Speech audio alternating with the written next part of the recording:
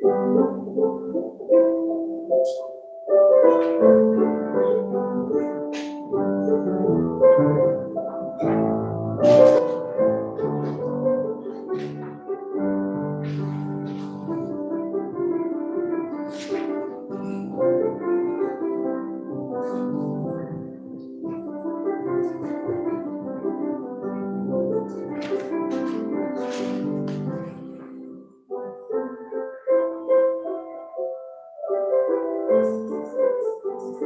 hear it fine.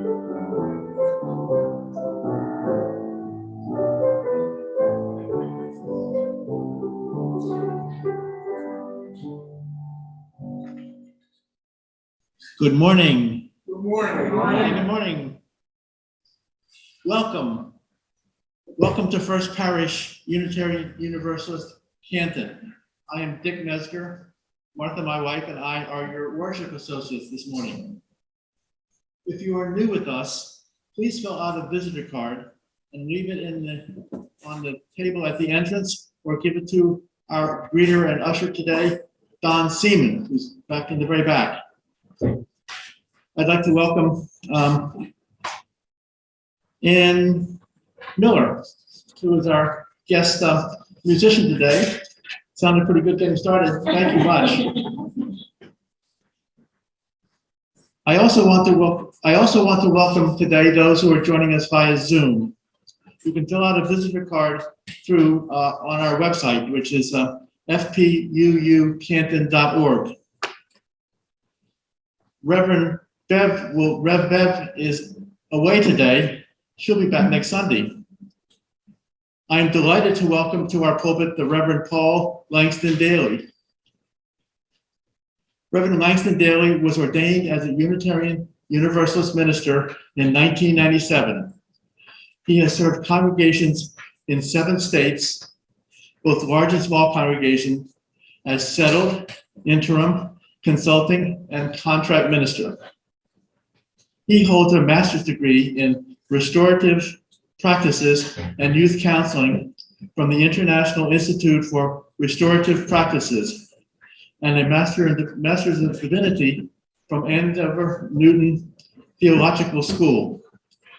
He has a background in organizing social justice work and introducing restorative practices to congregations in conflict.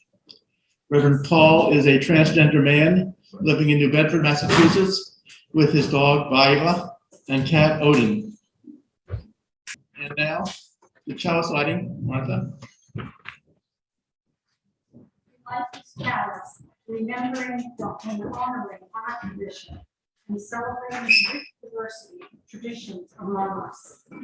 As we search for justice, meaning, and purpose, may we remember that justice, meaning, and purpose live first in deeply listening to one another.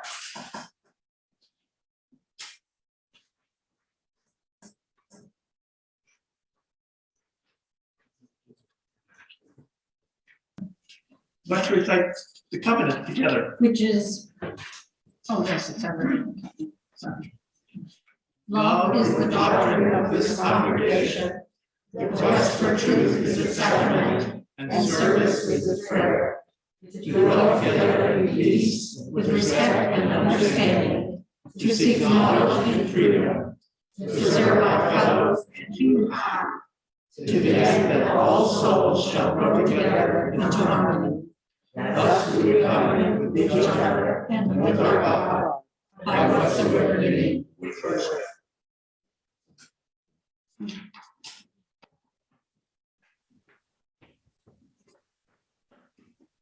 Opening words are, I changed them a little bit.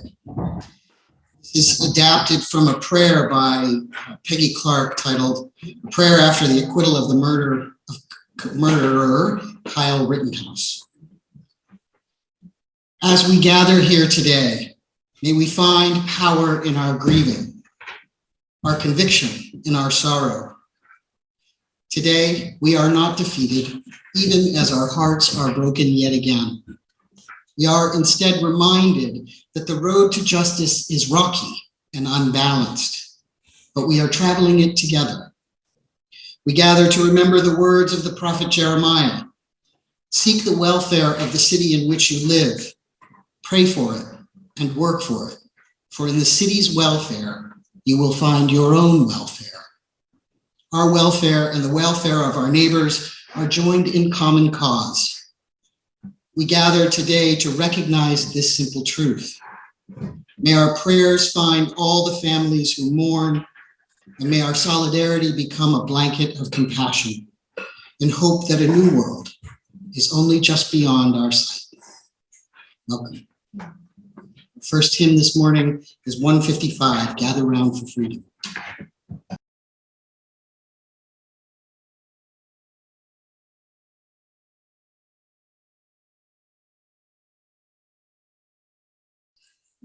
Hello.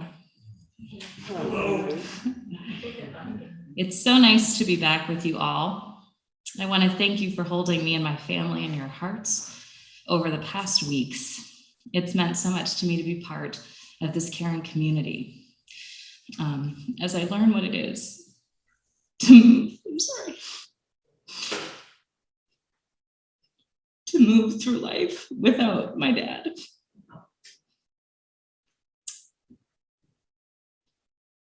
So bear with me.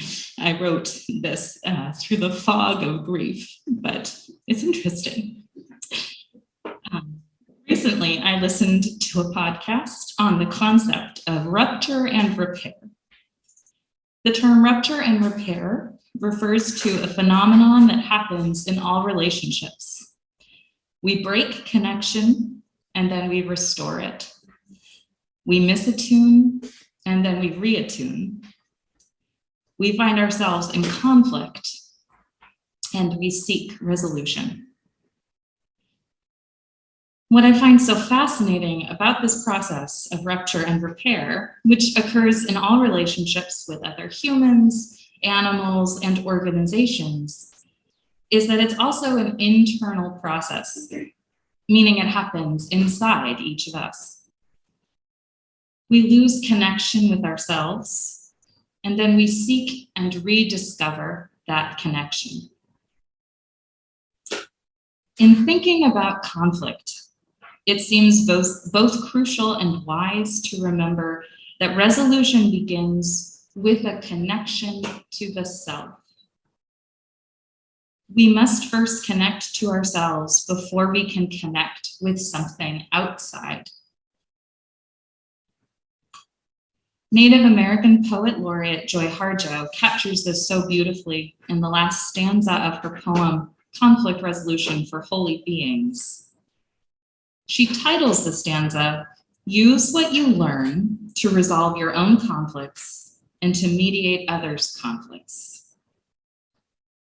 And then she writes, when we made it back home, back over those curved roads that wind through the city of peace, we stopped at the doorway of dusk as it opened to our homelands. We gave thanks for the story, for all parts of the story, because it was by the light of those challenges we knew ourselves. We asked for forgiveness. We laid down our burdens next to each other. So as you hear today's sermon and think about conflict, resolution, justice, consider Harjo's words. How can you use what you've learned to resolve your own conflicts? And how might you connect to yourself and give thanks for whatever the story is? Thank you all for your love and your patience. I really appreciate it. So I'm going to share with you a prayer this morning. This is a poem by John O'Donohue from the book, Bless the Space Between Us. It's entitled, Prayer for the Parents of One Who Has Committed a Crime. No one else can see beauty in his darkened life now. His image has closed like a shadow. When people look at him, he has become the mirror of the damage he has done. but he is yours, and you have different eyes to hold his yesterdays in pictures no one else remembers. Waiting for him to be born, not knowing who he would be, the moments of his childhood, first steps, first words, smiles and cries, and all of the big thresholds of his journey since. He is yours in a way no words could ever tell, and you can see through the stranger that this deed has made him and still find the countenance of your son. Despite all the disappointment and shame, may you find in your belonging with him a kind place where your spirit will find rest. May new words come alive between you to build small bridges of understanding. May that serenity lead you beyond guilt and blame to find that bright field of the heart where he can come to feel your love until it heals whatever darkness drove him. And he can see what it is he has done and seek forgiveness and bring healing. May this dark door open a path that constantly brightens with new promise. May it be so. Blessed be. Amen. Our reading this morning is by Charlotte Djokovic. Charlotte was a Buddhist teacher and author. In this essay, she speaks about justice from a Buddhist perspective. As we become increasingly sensitive to ourselves and the transitory experience of our lives, our thoughts and emotions, sensations, it becomes obvious to us that the underlying stratum of our lives is anger. When someone insists, "I am never angry," I am incredulous. Since anger and its subsets, depression, resentment, jealousy, backbiting, gossip, and so on, dominate our lives, we need to investigate the whole problem of anger with care. For a life free of anger would be the promised land of milk and honey, nirvana, an existence in which our own worth and that of others is a blessedly confirmed reality. For the psychically mature person, the ills and injustices of life are handled by counter-aggression, in which one makes an effort to eliminate the injustice and create justice, to eliminate the injustice and create justice. Often such efforts are dictatorial, full of anger and self-righteousness. In spiritual maturity, the opposite of injustice is not justice, but compassion.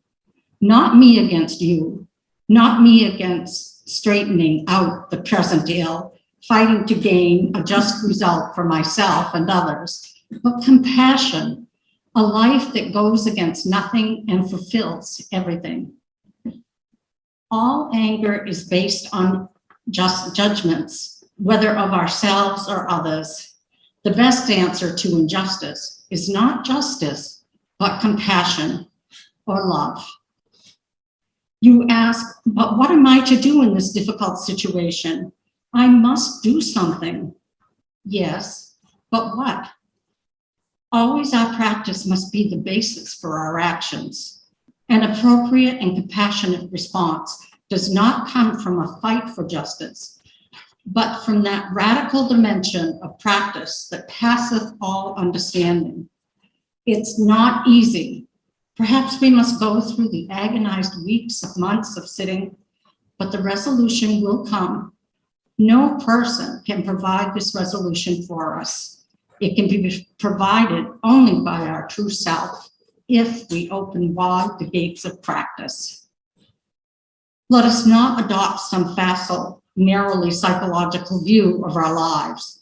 The radical dimension I speak of demands everything we are and have. Joy, not happiness, is the fruit. This is the time in our service when we lift up the generosity of all of you, members and friends and visitors. We need your financial support to accomplish all that our UU values and mission calls upon us to accomplish. In addition to our regular offering, we are also accepting donations to the monthly Faith in Action offering. This month, that offering will go to the Secret Santa program organized by the Canton Helpline. You can give electronically through your bank or through PayPal tab or through the PayPal tab on our website. You can write a check or give cash today. Thank you very much for your generosity.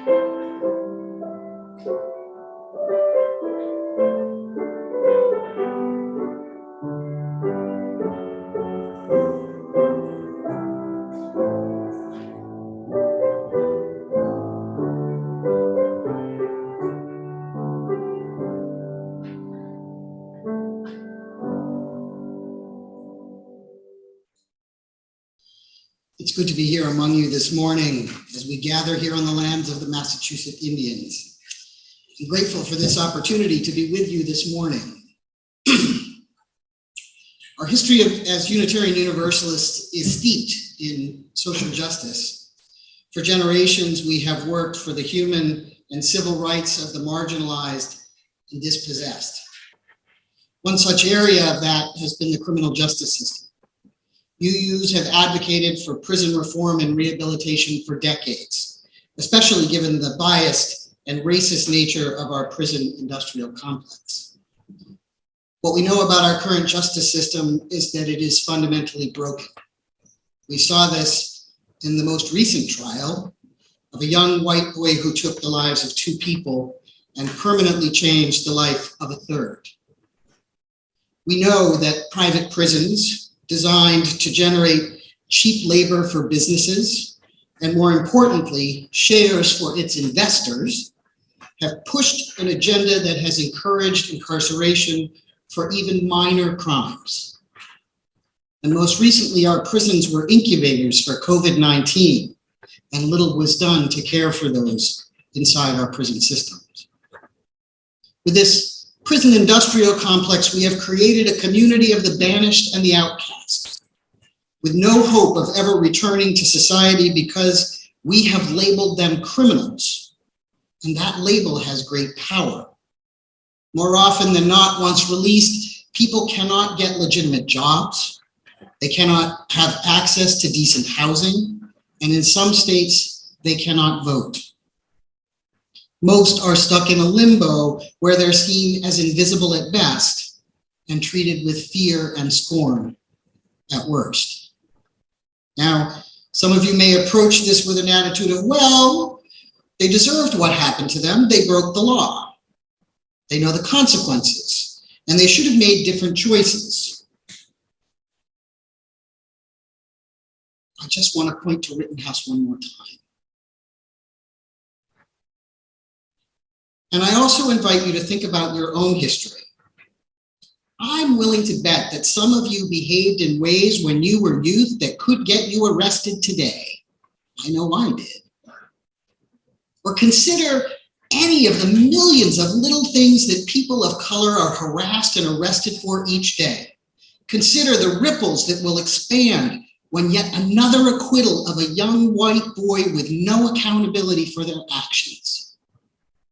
And we all know that youth in particular do not have impulse control. That is learned over time with experience. Their brains are literally still developing. And our punitive model has sentencing for youth increasing, along with the number of youth that are being tried as adults. This is a system that is designed to operate exactly as it does. I want to just say one thing about the Rittenhouse case, because I think it's an important piece to think about here. When Kyle Rittenhouse turned himself in to the police, they stopped the interview because they felt he didn't understand his Miranda rights. And those are the rights that say that you are allowed to stay silent because what you say may be held against you in a court of law. They stopped the interview. What this says to me is that when he went in, he was willing to take responsibility for his actions. He felt badly about them. He wanted to make something right. And then he got involved in the court system and our criminal justice system, which is surrounded and centered in blame, and was convinced to remain silent, to accept no responsibility for his actions. This, I believe, is a fundamental problem with the way our system is set up. So what's the alternative to prisons? How can they actually reduce recidivism? How can we bring a system that was never designed to be balanced into balance? Can we have faith in one another? First, we have to acknowledge that there are people who never will be redeemed in this life. People who are so profoundly broken that the only solution is to keep them separated from our society, because no matter what we do, we cannot heal them fully. People who will never take responsibility for their own actions under any circumstances. But they are an incredibly small minority. But what about the vast majority? Those who are not profoundly broken, those people who are misguided or desperate, or looking for an easier, softer way.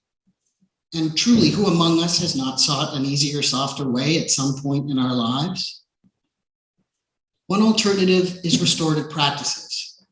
And I invite you to consider this alternative because I think it's an important way to sort of reframe how we think about our criminal justice system. These circle practices originated and have been used in indigenous populations for generations to resolve conflict and to maintain peace, notably in Canada, Ontario province, and in New Zealand among the Maori people. The first Western use of what is now called restorative practices was in Canada in the 1970s. It was called the Kitchener experiment. And what happened was several teens went out on a drinking spree and they vandalized 22 properties.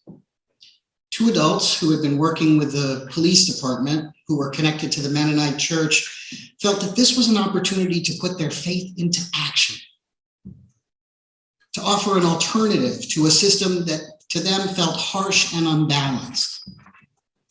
So these two adults went out and they contacted all of the property owners who had been impacted by these young men. 20 of 22 agreed to meet face to face with the boys. And as they listened, the boys learned about the impact of their actions.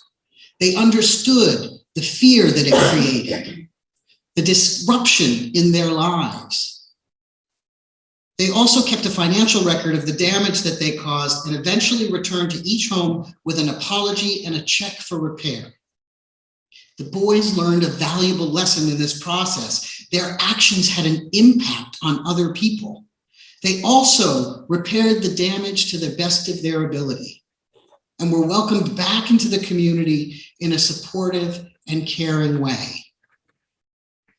The success of this experiment led the Mennonites to continue this work, and by the 1980s, Howard Zehr had defined some major differences between the criminal justice system and what we call restorative justice. Restorative justice takes a different approach to crime and social relationships because it acknowledges and uses the truth that at its core, society is created by relationships. So if we compare these two views or these two systems, restorative justice believes that crime is a violation of people and relationships, not a violation of the state. As such, crime leads to obligations rather than guilt. And as we saw from these young men in the Kitchener experiment, they felt obligated to repair the damage they had done. Justice involves all parties when we're talking about a restorative lens, the offender and the members of the community, stakeholders, all of those involved and impacted in an effort to repair the harm, to make things right, and to restore the relationships. The two adults, the families that were harmed, and the young people came together to understand what happened and how to prevent it from happening again. In opposition to that, we have the criminal justice system, which requires the state to determine blame and to impose punishment. Those boys did it, and they must be punished. The only parties necessary are the offender and the state. The families have no contact or connection, no opportunity to interact or to ask questions. So the central focus here is on the offenders or the criminals getting what they deserve. In restorative justice, the central focus is on the needs of the victims and the offender's responsibility for repairing the harm. A very different frame. Those whose property was damaged were given the opportunity to confront the boys, and the boys were given the opportunity to accept responsibility for their actions, and they did. In short, these two models answer different questions. Criminal justice asks, what law has been broken? Who did it? What do they deserve? Restorative justice asks, who has been hurt? What are their needs? Whose obligations are these? Now, to be clear, restorative justice is not an easier, softer way. It actually holds people accountable for their behavior and asks them to repent and to accept and ask for forgiveness.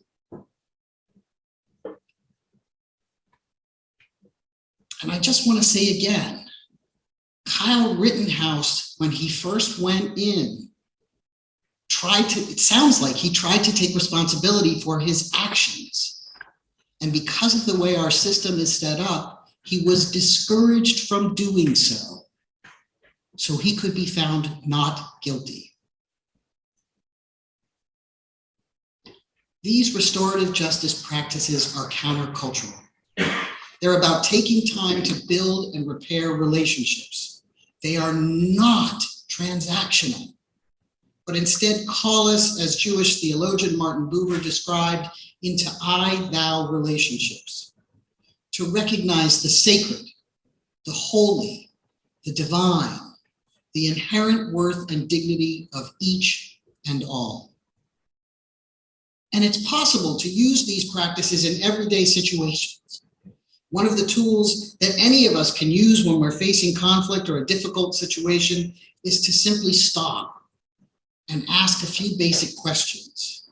That self-reflection, that self-conflict that was spoken of earlier. These basic questions keep us focused on who has been harmed, what they need, and how the harm can be repaired, rather than focusing on blaming and shaming. When we come into a situation that is complicated or difficult or conflicted, we can ask, what happened? What were we thinking at the time that this thing happened? What do we think now? Who was impacted by what happened? And what needs to change in order for us to move forward? What actions need to be taken to heal and repair the harm? When we ask these questions, We avoid the blaming and shaming that can occur when we ask a whole set of other questions. And certainly tone matters, right? Because you've all been asked, there's a difference, right? Between tell me what happened and what happened here, right? So allowing ourselves to be curious and to engage in the conversation in a new and different way, focusing on the relationships. All humans are hardwired to connect. Just as we need food and shelter and clothing, human beings also need strong and meaningful relationships if we are to thrive. And these practices are countercultural because they talk about taking time to build relationships. They are not transactional. They call us into I-thou relationships. In a world fraught with conflict and polarization, in communities fighting to break the school-to-prison pipeline, in all the ways that matter, let us take time to recognize one another as souls on the journey together. And that includes Kyle Rittenhouse. Let us place relationships at the center and the sacredness of all life first. This is how we change the world. May it be so. Blessed be. And